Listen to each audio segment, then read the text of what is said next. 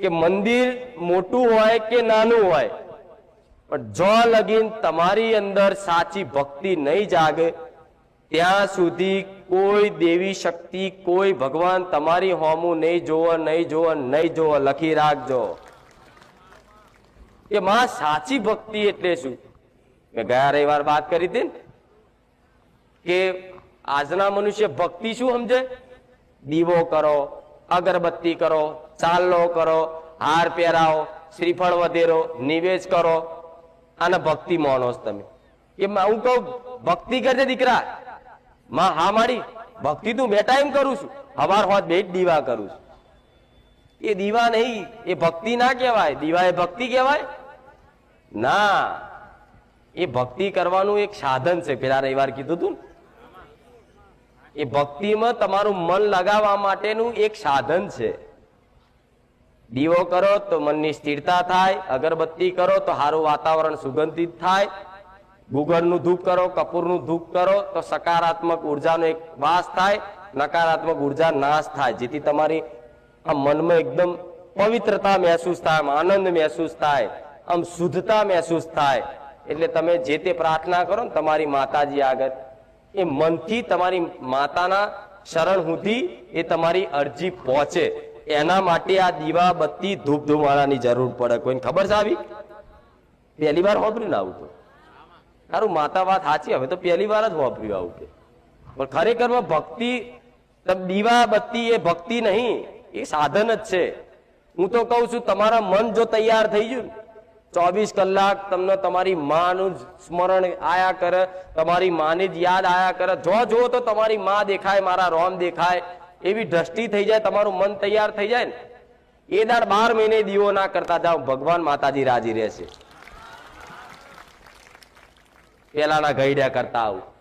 આ તો તમે ચોખ્ખા દીવા, ચોખ્ખા ગીના કરો છો તોય હોમું નહીં જોતી. બોલ, છેલ્લે તો એ માતાઓને મેણા મારવાના.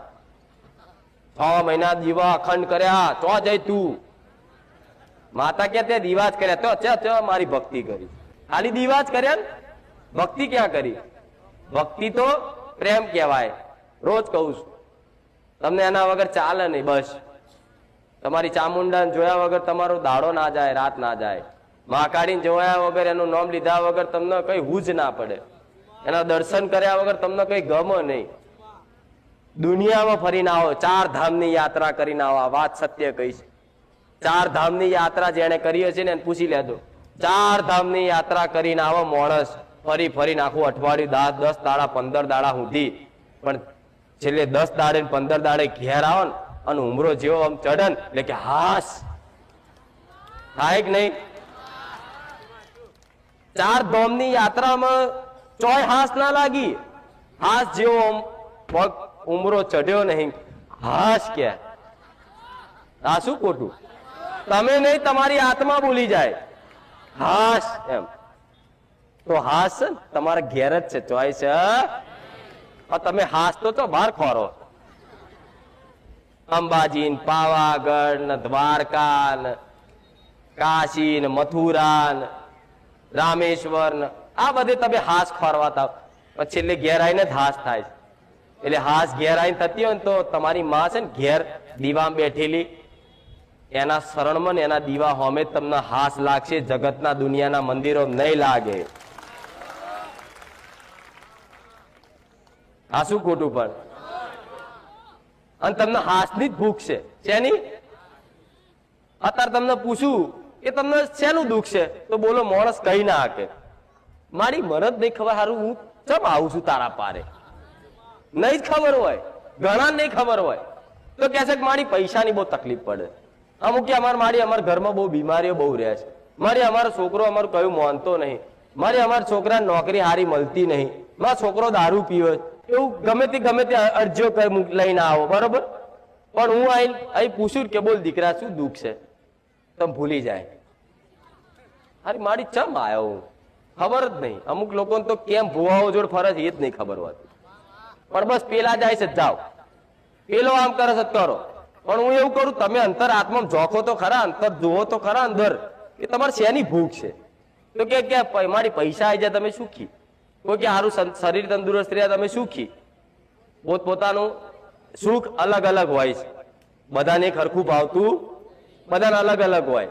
પણ વિચાર કરો, તમને ભૂખ હોય ને, મેં પહેલા એક પ્રવચનમાં કીધું હતું કે તમને ખરેખરમાં પૈસાની ભૂખ નહીં, તમને કોઈ માન સન્માનની ભૂખ નહીં, તમને કોઈ પદ પ્રતિષ્ઠાની ભૂખ નહીં, તમને કોઈ ગાડી બંગલાની ભૂખ નહીં, તમને કોઈ ઝવેરાત ઘરેણાની ભૂખ નહીં, પણ જે વસ્તુની ભૂખ તમે માનો છો ને, ધારો કે પૈસાને તમે માનતા હોય કે મારા પૈસા આવી જાય તો હું સુખી થઈ જાઉં, તો પૈસા આવવાથી જ માણસ સુખી થતો. પૈસા આવવાથી એની જોડે આવે ને પછી એ પૈસા જોઈ એ આનંદિત થાય ને, એ આનંદની એને ભૂખ હોય છે. હું શું કહું છું ખબર પડે છે ને? એ કરોડો રૂપિયા 80 વર્ષનો ડોહો હોય, કોક 80 વર્ષ, હું તો કહું 100 વર્ષનો દાખલો આલું. બહુ મારી વાતો બહુ ઊંડાણની ઝીણી હોય પણ શિખામણ હારી મળશે. આમ કોઈ 100 વર્ષનો ડોહો હોય, આમ છેલ્લે મરતા ઘડીઓ ગણતો હોય, ટાઈમ ગણતો હોય, વેળા ગણતો હોય કે ચારે હવે બધાને કીધું હોય કે આવજો જજો, હવે હું જઉં છું, હાચવજો એકબીજાને, ફલાણું ઢેકણું, બધા મહેમાન ખબર કાઢવા આવી જાય છેલ્લે. અને એવા છેલ્લે ટાઈમે છે ને, એ દાદો એ તમારો વડીલ ખાટલામાં પડ્યો હોય અને છેલ્લી ઘડીઓ ગણતો હોય, 2-4 દાડા બાકી હોય, છતાં એ ટાઈમ એ કોક જઈને એવું કહેતો કે દાદા આપણી એક જમીન હતી ને એના પૈસા હલવાઈ રહ્યા હતા ને, 1 કરોડ રૂપિયા આવી જાય ડોહા કે હા હા હા હા, આનંદ થાય. એ પૈસા એને ખબર છે કે હું વાપરવાનો, હવે હું લઈને જવાનો, પણ પૈસા આયા ખાલી એને હોભરી તો એના આનંદ થયો, ખાસ પૈસા આયા. એટલે ખરેખરમાં એ પૈસાની ભૂખ નહીં, એ પૈસા આવવાથી એને જે આનંદ થયો ને એ આનંદનો ભૂખ્યો હોય માણસ. હું મેલેડી આવું કહું છું, ભૂખ આનંદની જ હોય ને. તમને માન સન્માન જોતું નહીં, માન સન્માનની કોઈ ભૂખ નહીં, પણ કોઈ આવકારો વાળા આવો આવો ભાઈ ચા બા પીઓ, એટલે એ આવકારો વાળ્યો એની પાછળ તમને આનંદ લાગ્યો, હાશ મને આવકારો વાળ્યો, એટલે ભૂખ તમને માન સન્માનની નહીં. સોનું પહેર્યું તો સોનું પહેરવાથી આનંદ આવે,